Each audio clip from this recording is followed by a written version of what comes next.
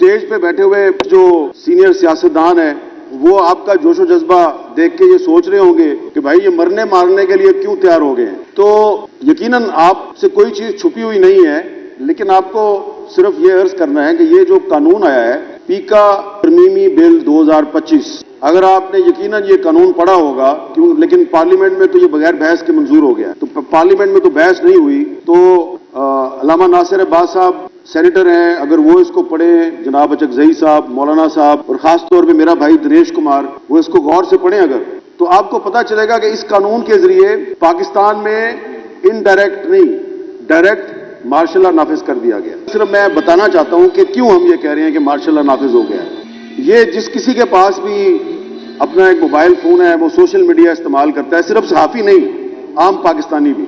तो ये जो नया कानून है, इस कानून के तहत इन्होंने एक नई रेगुलेटरी अथॉरिटी बनाई है।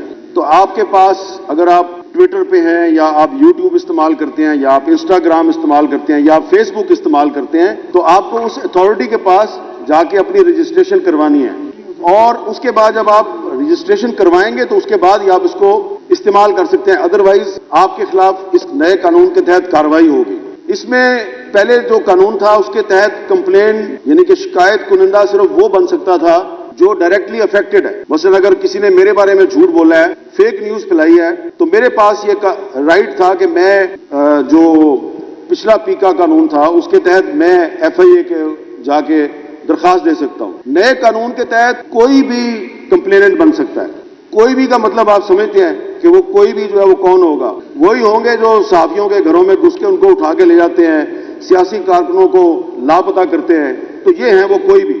सबसे ज्यादा जो इसमें तशवीशनाक बात है कि मार्शल लॉ में फौजी अदालतें बनती हैं। इस कानून के तहत ये खुसूसी अदालतें बनाएंगे जिनको इन्होंने ट्रिब्यूनल्स का नाम दिया है।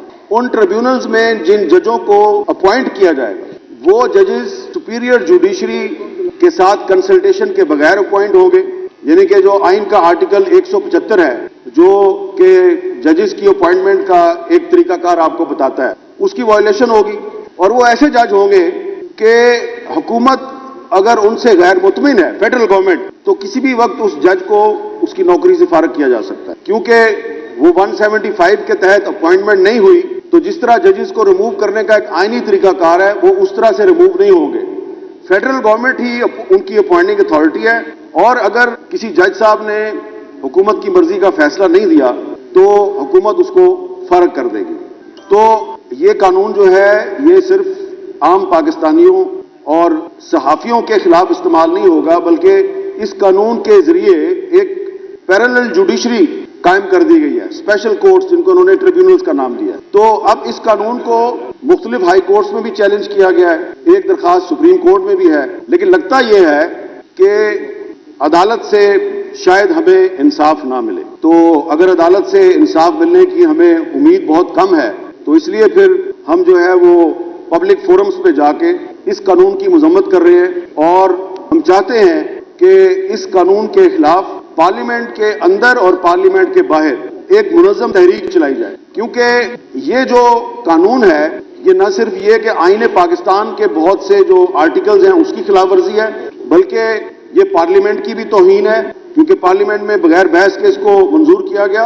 ये जुडिशरी की भी तौहीन है, और सबसे बड़ी बात यह है कि इस कानून के जरिए जो रियासत है उसके कुछ इदारों को ये राइट मिल गया है कि वो किसी भी सहाफ़ी को, इरशाद आरिफ साहब को या ये नईम मुस्तफ़ा साहब हैं जो यहाँ पे आज चीफ इलेक्शन कमिश्नर थे, तो वो जो chief election commissioner of Pakistan में बैठा हुआ है वो तो इतना फेयर एंड फ्री इलेक्शन नहीं करवा सकता जितना नईम मुस्तफ़ा ने करवा दिया।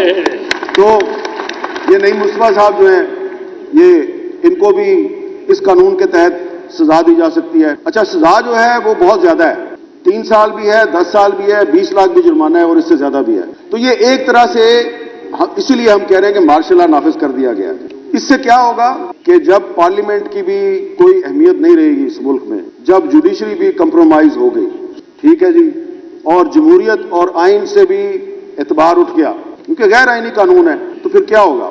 फिर ये होगा कि वो लोग जो आइन को नहीं मानते, जो जमहूरियत पे यकीन नहीं रखते, जिनको आप कहते हैं जी इंतहा पसंद या मिलिटेंट, तो इस कानून ने उनके हाथ मजबूत किए हैं।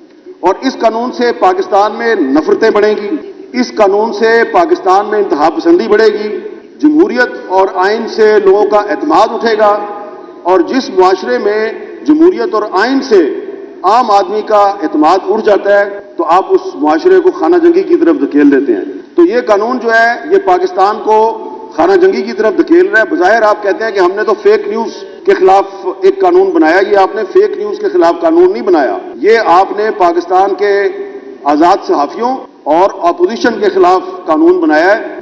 آپ کا ٹارگٹ اپوزیشن کی ایک پارٹی یا دو تین پارٹیاں ہو سکتی ہیں، لیکن اس چکر میں آپ نے پورے پاکستان کو ٹارگٹ بنا لیا۔